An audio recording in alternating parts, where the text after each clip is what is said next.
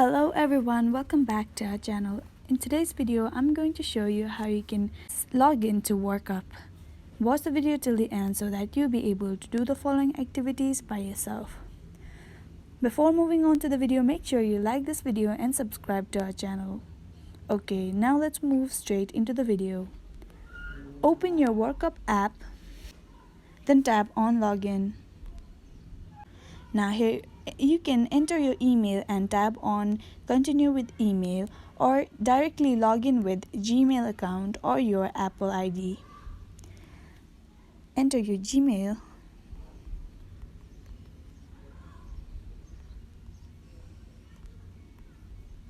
Then tap on Continue with Gmail. Now enter your password.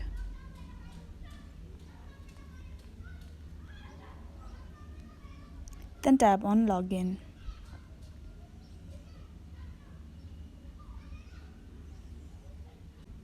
And this is how you log in to WorkUp.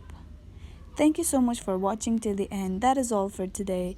If this video was helpful for you, do like, share, leave a comment down below.